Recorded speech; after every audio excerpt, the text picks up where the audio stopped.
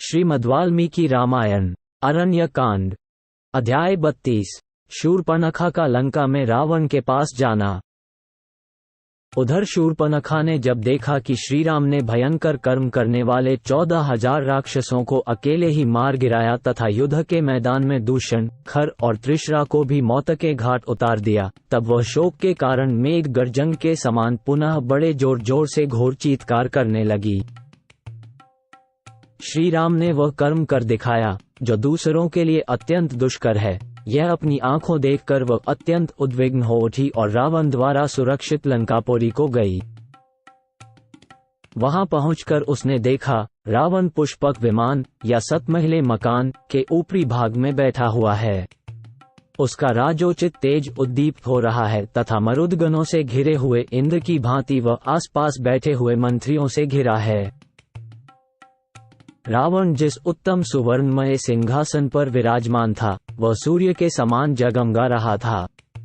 जैसे सोने की ईंटों से बनी हुई वेदी पर स्थापित अग्निदेव घी की अधिक आहुति पाकर प्रज्वलित हो उठे हों, उसी प्रकार उस स्वर्ण सिंहासन पर रावण शोभा पा रहा था। देवता, गंधर्व, भूत और महात्मा ऋषि भी उसे जीतने में असमर्थ थे।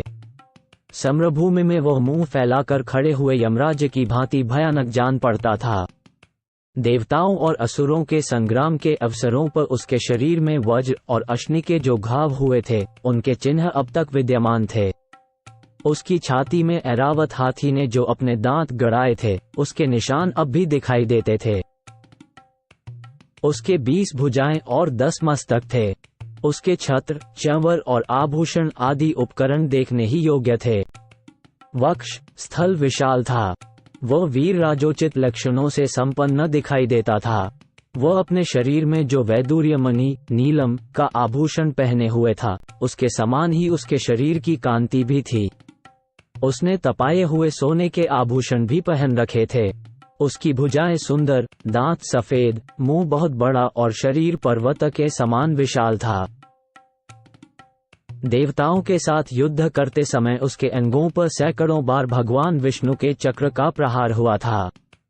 बड़े बड़े युद्धों में अन्यान्य अस्त्र शस्त्रों की भी उस पर मार पड़ी थी, उन सब के चिन्ह दृष्टिगोचर होते थे। देवताओं के समस्त आयुधों के प्रहारों से भी जो खंडित न हो सके थे, उन्हीं अंगों से वह अक्षोभ्य समुद्रों में भी क्षोभ, हलचल पैदा कर देता था। वो सभी कार्य बड़ी शीघ्रता से करता था। पर्वत शिखरों को भी तोड़कर फेंक देता था, देवताओं को भी रौंद डालता था। धर्म की तो वह जड़ ही काट देता था और पराई स्त्रियों के सतीत्व का नाश करने वाला था। वो सब प्रकार के दिव्यास्त्रों का प्रयोग करने वाला और सदा यज्ञों में विघ्न डालने वाला था। एक समय पाताल की भोगवतीपुरी में जाकर नागराज वासुकी को परास्त करके तक्षक को भी हराकर उसकी प्यारी पत्नी को वह हर ले आया था।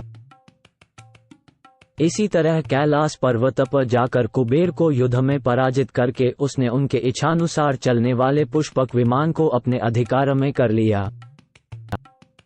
वह पराक्रमी निशाचर क्रोधपूर्वक कुबेर के दिव्य चैत्र रथ वन को, सौगंधिक कमलों से युक्त नलिनी नाम वाली पुष्करिणी को, इंद्र के नंदनवन को तथा देवताओं के दूसरे दूसरे उद्यानों को नष्ट करता रहता था।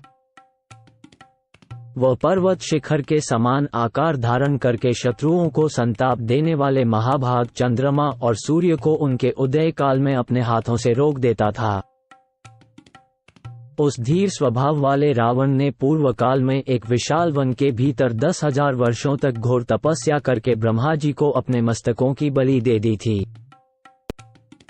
उसके प्रभाव से उसे देवता, दानव, गंधर्व, पिशाच, पक्षी और सर्पों से भी संग्राम में अभय प्राप्त हो गया था। मनुष्य के सिवा और किसी के हाथ से उसे मृत्यु का भय नहीं था।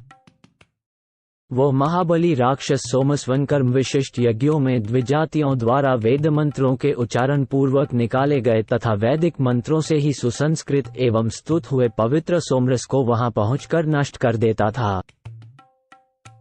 समाप्ति के निकट पहुंचे हुए यज्ञों का विध्वंस करने वाला वह दुष्ट निशाचर ब्राह्मणों की हत्या तथा दूसरे दूसरे क्रूर कर्म करता था। वो बड़े ही रूखे स्वभाव का और निर्दय था। सदा प्रजाजनों के अहित में ही लगा रहता था। समस्त लोगों को भय देने वाले और संपूर्ण प्राणियों को रुलाने वाले अपने इस महाबली क्रूर भाई को राक्षसी शूर्पणखा ने उस समय देखा। वह दिव्य वस्त्रों और आभूषणों से विभूषित था। दिव्य पुष्पों की मालाएं उसकी शोभा बढ़ा रही थीं। सिंहासन पर बैठा हुआ राक्षस राज पुलस्त्य कुलनंदन महाभाग दशग्रीव प्रलय काल में संहार के लिए उद्यत हुए महाकाल के समान जान पड़ता था। मंत्रियों से घिरे हुए शत्रुहंता भाई रावण के पास जाकर भय से विह्वल हुई वह राक्षसी कुछ कहने को उद्यत हुई।